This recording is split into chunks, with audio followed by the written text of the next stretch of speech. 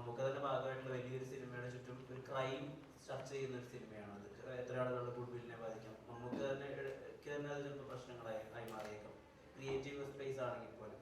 എന്നാൽ പോലും അതിനകത്ത് സിനിമയുടെ ഒരു സാധ്യത ഉണ്ടെന്ന് മനസ്സിലാക്കി അവസാനം ഒരു ഡയലോഗ് പോലും അതിനു വേണ്ടി എയർപോർട്ടിലേക്ക് പോകുന്ന ചെറിയൊരു ഗ്യാപ്പിൽ ഡബ് ചെയ്ത് കൊടുത്ത് മമ്മൂക്ക എന്ന വിളിയെ മമ്മൂട്ടി ചേട്ടൻ എന്ന് ട്രാൻസ്ഫോം ചെയ്ത് മാറ്റി ഇപ്പോഴും മറ്റൊരു സിനിമയ്ക്ക് വേണ്ടി അല്ലെങ്കിൽ മറ്റൊരാളുടെ സിനിമാഗ്രഹത്തിന് വേണ്ടി കാണിക്കുന്ന സന്നദ്ധത, ആ ചിന്ത, ആ ഒരു ആഗ്രഹം അതെവിടെ നിന്ന് വരും?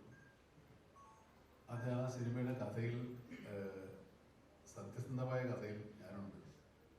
അപ്പോൾ അതിനോട് ഞാൻ മാറി നിന്ന് കഴിഞ്ഞാൽ ആ സിനിമ ആവില്ല. ഈ മമ്മൂട്ടി ചേട്ടൻ എന്ന് പറയുന്നതൊക്കെ എൻ്റെ സ്വന്തം അനുഭവങ്ങളാണ്. മമ്മൂട്ടി ചേട്ടാന്ന് പറഞ്ഞിട്ട് കത്തെഴുതിയത് ഞാൻ പറഞ്ഞിട്ടുണ്ട്, അതെന്ന് പറഞ്ഞിട്ടുള്ളതില്ല. അപ്പോൾ അതിന് സ്വാഭാവികമായിട്ടും നമ്മളില്ലെങ്കിൽ പിന്നെ അവർക്കത് എടുക്കാൻ പറ്റാത്തതാണ്. ബ്രില്യൻ തോട്ടാണ്. അങ്ങനെ ഇല്ലാത്ത, അതായത് ഈ പാരലൽ ഹിസ്റ്ററിയിൽ നമുക്ക് സിനിമകൾ അങ്ങനെ ഉണ്ടായിട്ടില്ല. അപ്പോൾ അത് അങ്ങനെയൊക്കെ കാര്യങ്ങളൊക്കെ എന്തെങ്കിലും ചെയ്യുമ്പോൾ നമ്മുടെ കൂടെ നിൽക്കണ്ടേ, അത്രയും ചെയ്തിട്ടുണ്ട്.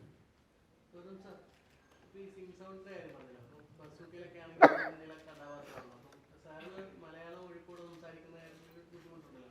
അപ്പോൾ ആ ഘട്ടത്തിലൊക്കെ മമ്മൂക്കയുടെ ആ ഒരു സാന്നിധ്യം എത്രത്തോളം ഗുണം ചെയ്തു? ഡബിങ്ങിന്റെ കാര്യത്തിലൊക്കെ നമുക്ക് എങ്ങനെ അദ്ദേഹത്തിന്റെ സാന്നിധ്യം ഗുണം ചെയ്തു? അതോ ഒരു ദോഷം ചെയ്തു?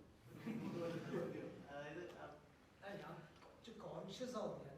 ഞാൻ മലയാളത്തിൽ സംസാരിക്കില്ല, അതുകൊണ്ട് കുറച്ച് കോൺഷ്യസ് ആണ്. പക്ഷെ ഡയലോഗ്